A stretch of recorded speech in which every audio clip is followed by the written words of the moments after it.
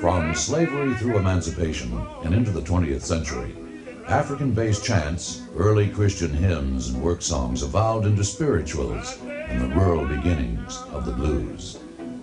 Torn from their roots in Africa and transported across the Atlantic on slave ships, the blacks, men, women, and children survived brutal and hostile conditions far beyond our imaginations.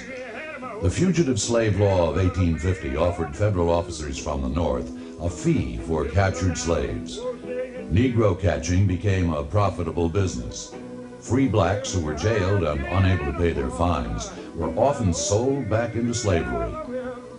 Conditions were deteriorating. Thousands of blacks during this period became migratory, looking for work and escape from all too prevalent racism. Eddie James House Jr., better known as Son House, epitomized the sounds of the Mississippi Delta from the turn of the century to his death in 1988. Now, I believe I pack up all my clothes. I believe I leave this town.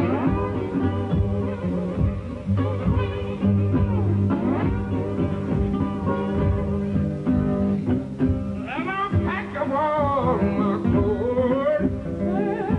I'm gonna leave this town.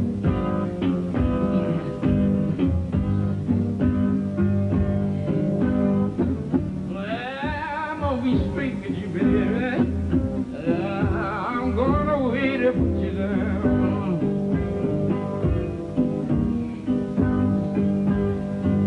Yeah, but if you ever get lonesome, honey, sit right down and you can write to me.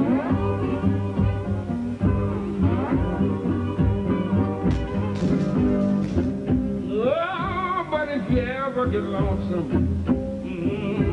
sit right down and write to me.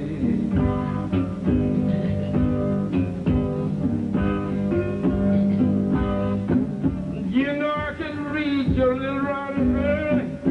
I don't care when or while I be.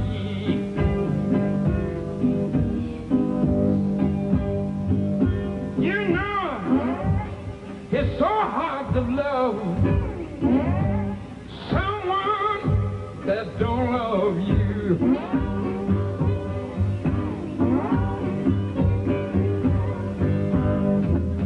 You know it's so hard to love someone that don't love you.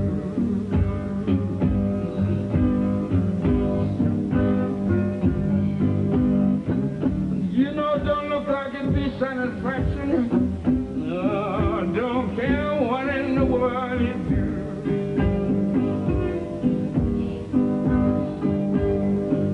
Yes, I left the little girl sitting down in the back door crying.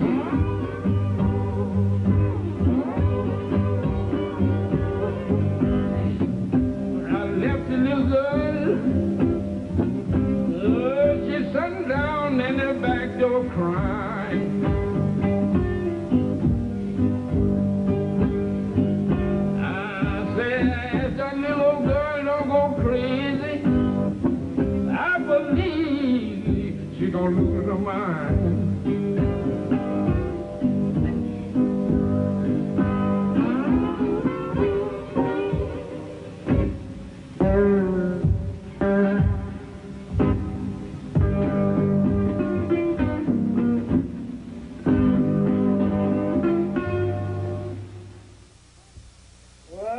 By 1900, the blues was a familiar music in the rural South. Known as country blues, the music was closely associated with sharecropping on cotton plantations where most blacks lived and worked. Early blues singers like Fanny Baker and Ida Brown ranged in style and delivery, from voices that were raw to those who sang softly. Some shouted and some cried as the oppression continued. Other country blues singers like Lottie Beeman and Beulah Sippy Wallace continued to shape the sounds of the Southern blues that were associated with regions such as the Mississippi Delta, Texas, Georgia, and the Carolinas. Blues first appeared after the Civil War as black musicians traveled widely and developed a new music that celebrated their freedom. In 1912, Blind Lemon Jefferson, the greatest of the early country blues singers, and Huddie Ledbetter, better known as Leadbelly, briefly hooked up on the streets in Deep Ellum, Texas. By 1920, theaters like the Palace became a central point for some of the greatest blues singers. Deep Ellum was the heartbeat of the Texas blues. After parting ways, Leadbelly landed in Huntsville Prison, where his music was discovered by folklorist John A. Lomax, who later became his manager. Ma Rainey was the woman who popularized the blues in America. Her songs burned deeply into the consciousness of her audiences. Now there was a place for other women headliners to perform, like Trixie Smith and Victoria Spivey. No road show was complete without a mama singing the blues.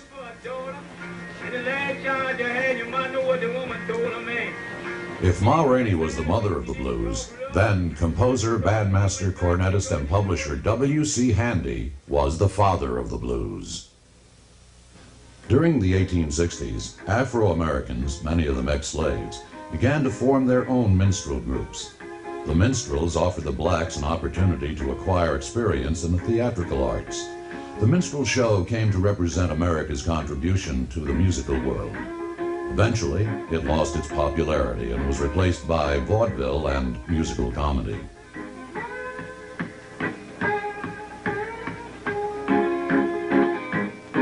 When you see me coming. In 1881, Tuskegee College was founded by Booker T. Washington. Along with Tuskegee's most famous teacher, George Washington Carver, the school was designed to become a pioneer example of an independent industrial school. The idea caught on, and eventually large sums of monies were donated from philanthropic foundations. The Tuskegee program consisted of teaching practical trades to serve the modern society. For his part in rehabilitation of the rural South and for his efforts toward Negro-white cooperation, Booker T. Washington became a household word by the early 20th century. Outside Tuskegee, the tragedies continued.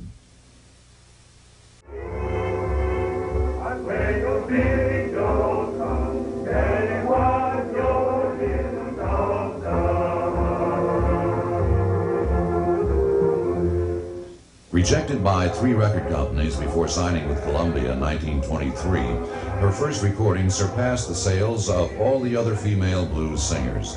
She dressed in outrageous get-ups. Seeing Bessie perform was a once-in-a-lifetime experience.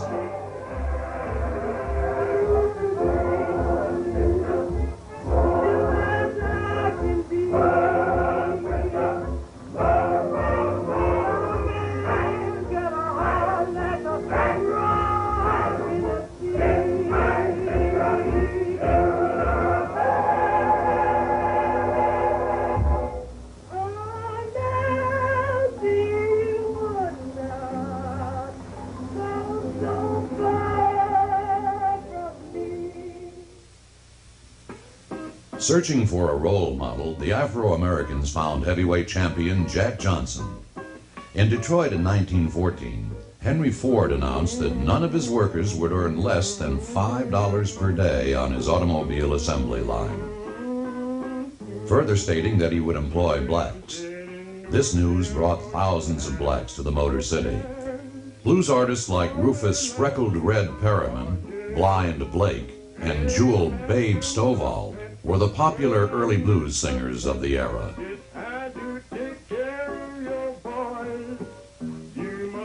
In 1917, the United States entered the war. Within 1 week, the War Department stopped accepting Negro volunteers. Emmett J. Scott, former secretary to Booker T. Washington, was appointed to handle the segregation problems.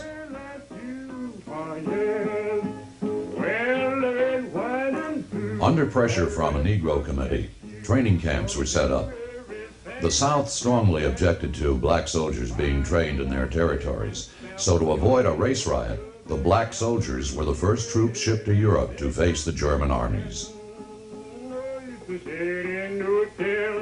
to having no fear. This won't be last you for years. Don't let trouble sometime all upset your mind, so you won't know just what to do. Keep pushing, keep shoving, don't be angry, be loved, be faithful and honest. The most famous black regiment of World War I was the 369th Infantry, the Harlem Hellfighters.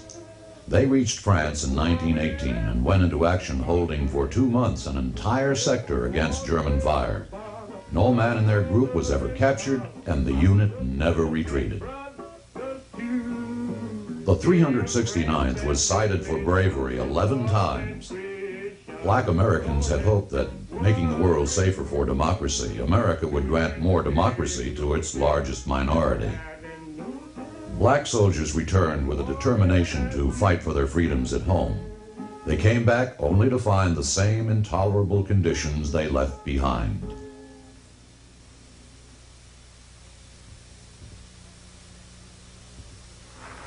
In 1920, the blues appeared in the black urban community. Its entry into popular American music is credited to Mamie Smith.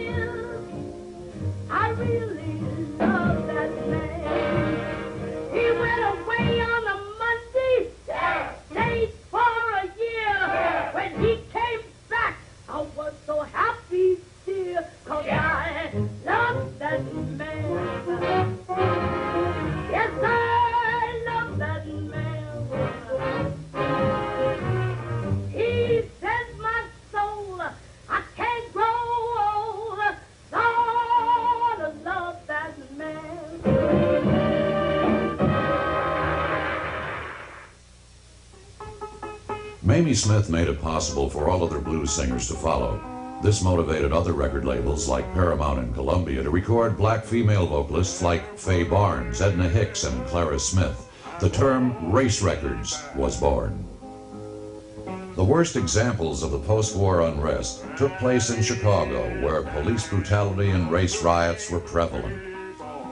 Despite President Harding's proclamation that this era would mark a return to normalcy, in the 20s, all it seemed is that everyone wanted to erase the pain and disillusionment of World War I and break loose.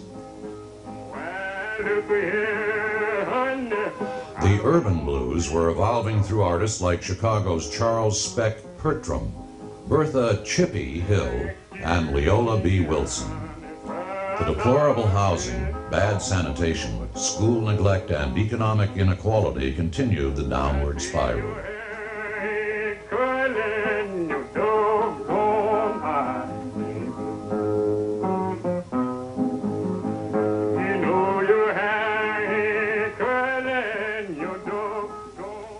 In 1920, the reactivated Ku Klux Klan began its growth into a national organization calling for Anglo-Saxon supremacy. Clans began to spring up across America, forging their brand of racial bias and hatred. The white cappers were encouraging the black man to know his place through fear and violence. The midnight rains of terror culminated with beatings, burnings, lynchings, and mysterious disappearances. It was a dream.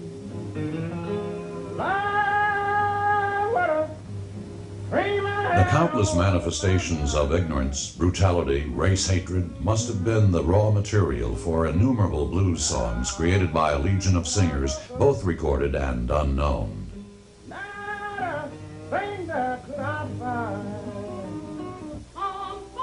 On Broadway, the all-black play Aunt Jemima was playing to standing room all-white audiences.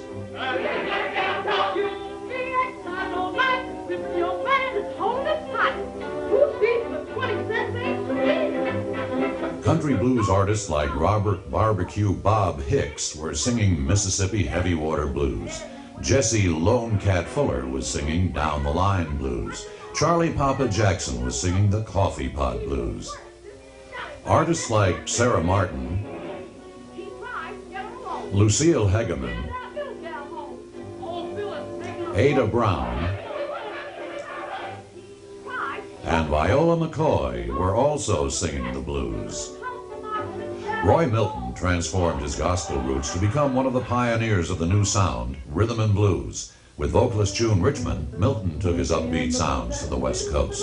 Hey, Lordy Mama, meet me in the bottom, bring my boots and shoes. I've got to leave this town, ain't got no time to lose. My man don't love me, treats me awfully mean. Hey, Lordy Mama, my man don't love me, treats me awfully mean. He's the meanest man you have ever seen.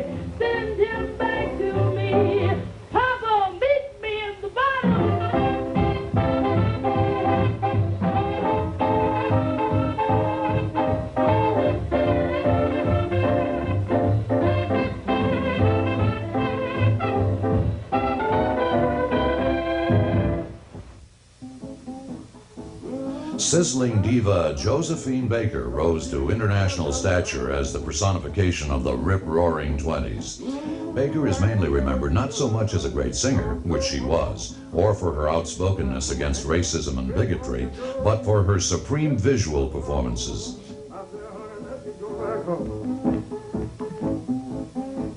While Baker was setting Paris on fire, blues singers reflected the somber moods of the unemployed laborers who found comfort in the words of singers like Sonny Boy Williamson, Washboard Willie, and Monette Moore. In October 1929, the stock market crashed. In its wake began the longest and most severe depression in American history. At the height of the Depression, 14 million were unemployed. Factories closed, the whistle sounded for the last time, and the workers were laid off as the Depression settled on the land. Men huddled together in despair on street corners, stood with tin cups in the soup kitchens, and lined up for hours to receive bread. And you know the sun is going down. I stay behind that old western hill. Classic blues singers like Emma Wright and Bessie Wright could be found in Deep Ellum, along with blues guitarists Little Hat Jones and Funny Papa Smith. While the people suffered tremendous hardships, Al Capone, king of the underworld, ruled the city. Famed for the St. Valentine's Day Massacre and other bloodbaths, on October 19, 1931, Capone was finally brought to his knees by a federal judge on charges of tax evasion and sentenced to 11 years in prison. The great dust storms of the mid-30s wreaked havoc through America's Great Plains, causing staggering economic losses and unbearable physical discomfort.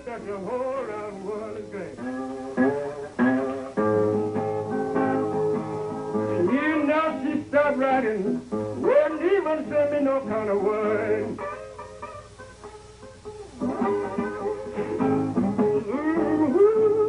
In the South, where conditions scarcely could have been worse, the blues did not change greatly in character. But in the North, Pee Wee Crayton and Sam Price combined to produce the exciting urban blues of Harlem and Chicago's South Side. By now, classic blues had virtually died, only to be preserved in a sophisticated form that reached the nightclub and cabarets of Harlem. Hey, Miss Barnacle, what I'm town? Black separatist Marcus Garvey attracted thousands with his Back to Africa movement. He urged Negroes to build a civilization of their own in Africa. In the 30s, black audiences were entertained by U.B. Blake,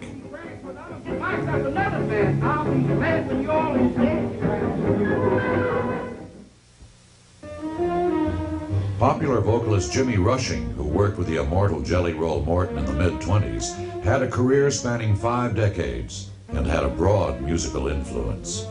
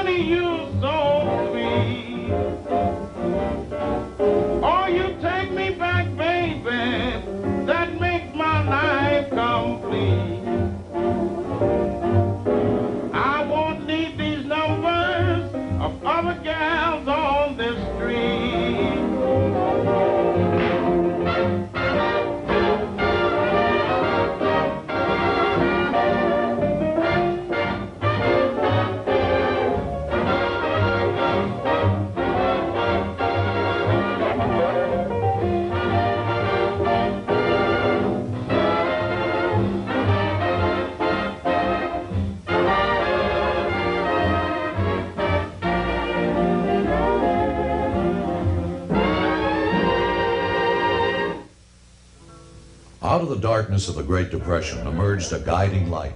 George Baker, also known as Father Divine, brought hope through his peace missions to a populace who became dependent on government handouts. Throughout the black metropolitan areas of the Northeast, he established a chain of religious cooperatives. In his restaurants, meals cost 15 cents, but no one was ever turned away. His coal yards sold coal at cost, and his barbershops offered haircuts for a fraction of the going price. He taught self-reliance, personal hygiene, preached high morals and decency. He ordered many of his illiterate followers to attend night school. His religious meetings were combined with big meals in the very midst of the Depression. His evangelistic crusades raised money which helped provide work and food. To his faithful followers, he was God. When we grieve him, Father Divine, small in stature but a larger-than-life leader, was one of the first black leaders to gain a national reputation.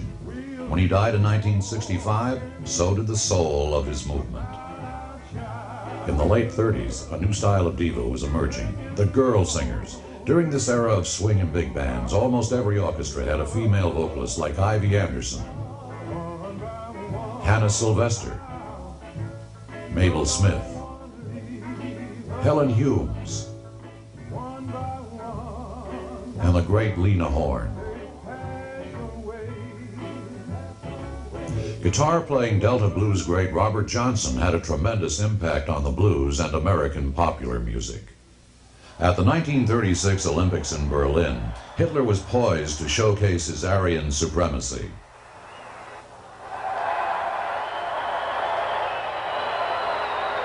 But black runner Jesse Owens shattered those dreams and the record books, winning both the 100 and 200 meter dashes, earning him the title of the fastest man on earth. Hitler left the stands rather than presenting the gold medal to black American Jesse Owens.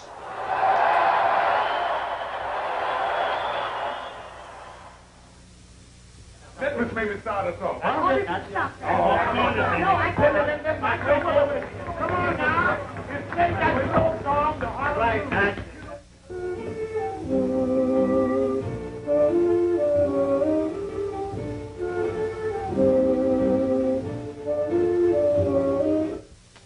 I can't sleep at night. I can't eat a bite.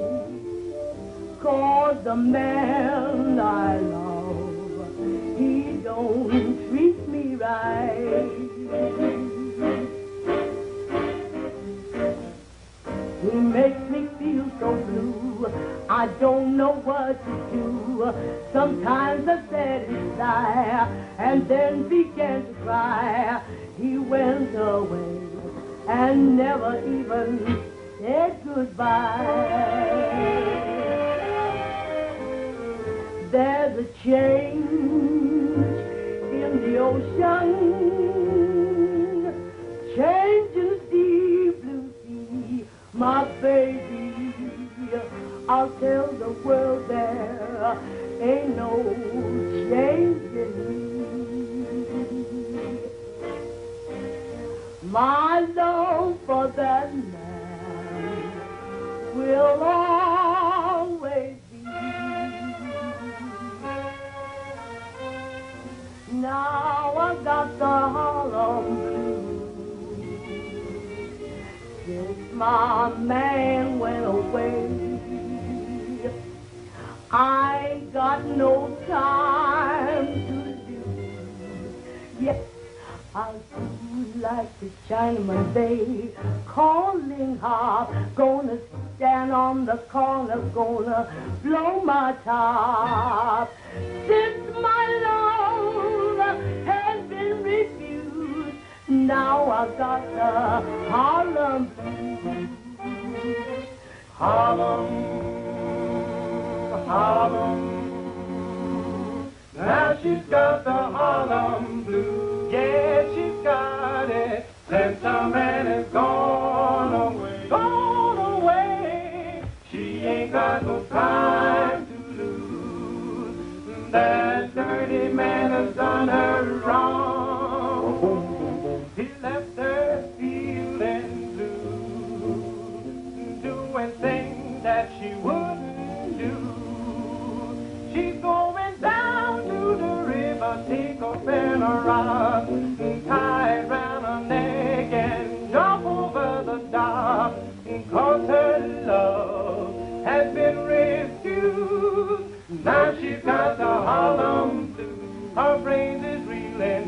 Now she's got the Harlem blues, a crazy feeling. Now she's got the Harlem blues.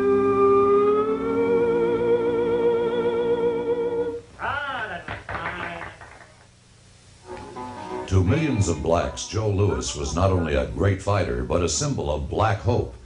After 27 straight victories, he was matched against top German boxer Max Schmeling.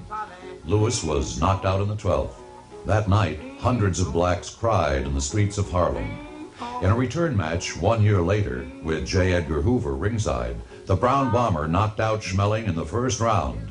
Joe Louis held the heavyweight championship for 11 years, longer than any other fighter.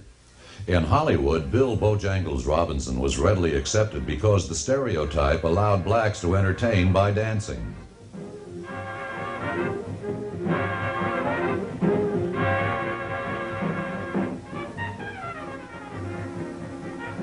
The jitterbug, born in the black community, swept the dance halls across the country. The rapid two-step footwork, intermittent hand contact, and spectacular acrobatics were all the rage.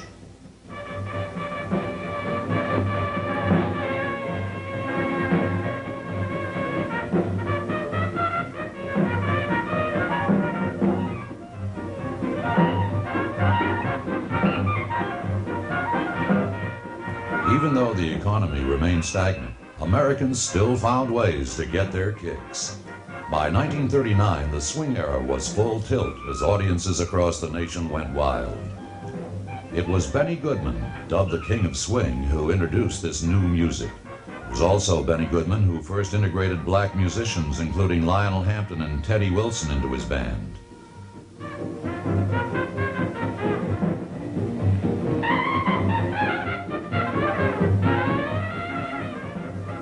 Now, at the height of her popularity, Ethel Waters was the newest rising star on stage and screen. She was a sensation. Ethel Waters emerged as the first diva to deal with racial issues through popular songs. When you sang your love song, you used to make me sigh. I knew. When you called me, I followed and followed you till I was swallowed by quicksand. It was the devil who brought you to me. Now I'm caught in those quicksands that keep dragging me down. Quicksand. I knew your love couldn't last. Here am I sinking fast in those quicksands that keep on dragging me down. It was a daily street. I was walking with you from the start. How can my feet ever carry my heart in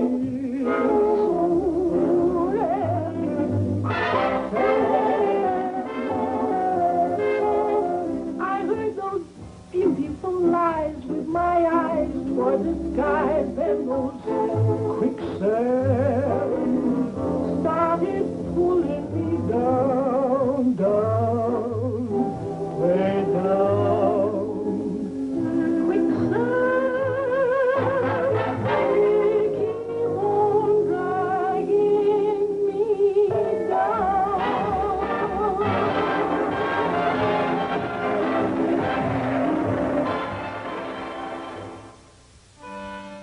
In 1939, the great opera singer Marian Anderson was barred from Washington's Constitution Hall by the Daughters of the American Revolution because she was black.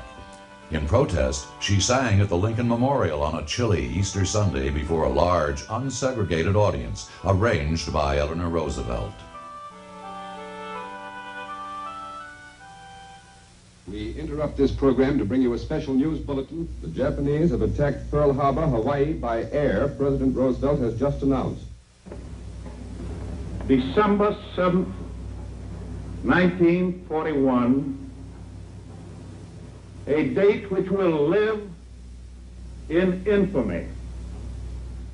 The United States of America was suddenly and deliberately attacked by naval and air forces of the Empire of Japan.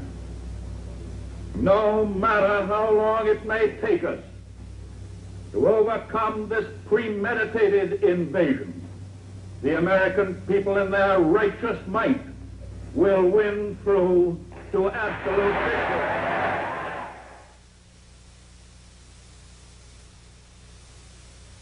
The first number drawn by the Secretary of War is serial number 158. I must elect thee in the army. 1 million blacks served in the military during World War II. Due to racial segregation, most were confined to substandard quarters. In the training centers in the South, riots broke out when racial customs clashed with military attempts to provide decent treatment for black soldiers. German prisoners were allowed to dine in railway station restaurants while black guards were banned. While the men were away training, the folks back home were listening to blues artists like Sleepy John Estes and Roosevelt Sykes.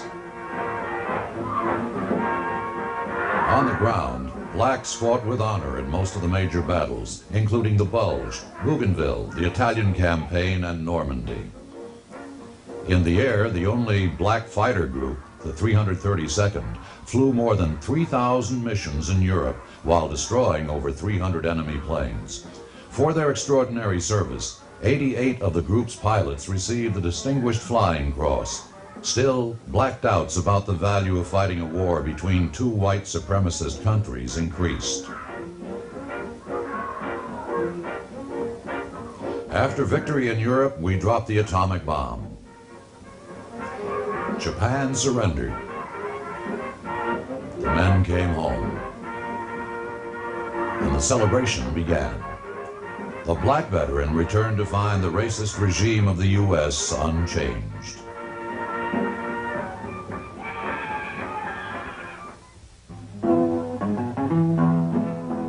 William Lee Conley Brunsey, better known as Big Bill Brunsey, was born in Mississippi in 1893. He was a major influence in the growth of the Chicago blues.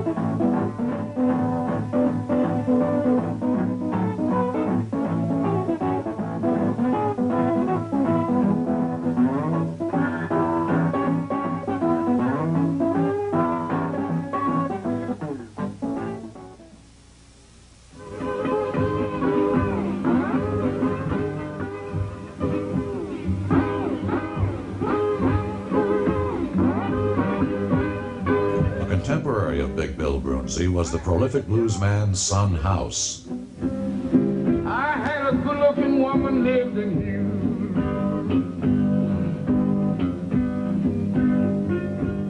You know, I had a job on the levee. I said I had a good-looking woman lived in Hughes.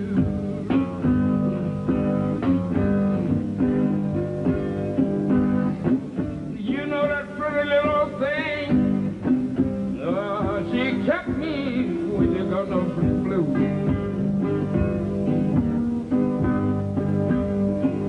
You know, on every page, she'd be sitting round the line and crying.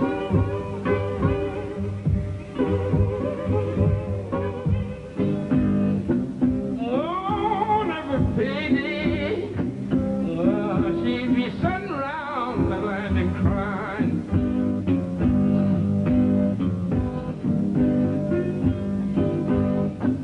You know, she be saying, wow, that big boat hurry. Oh, and bring home that man of mine. You know, way down the river, she could hear the big boat when she blow.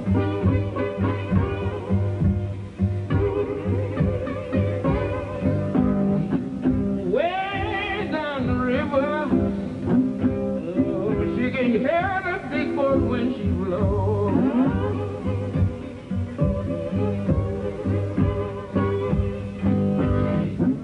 She say, well, that big girl, God, don't look like I'm gonna see my man no more.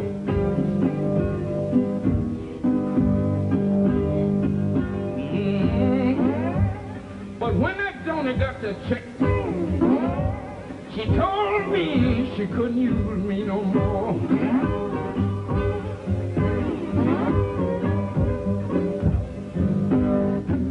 Oh, when she got the check, she told me she couldn't use me no more.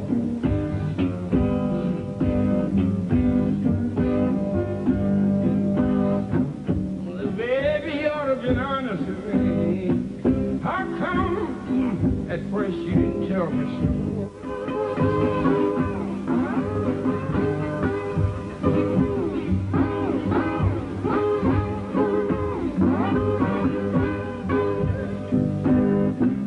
I had a job on the levee. I had a good-looking woman lived in Hughes.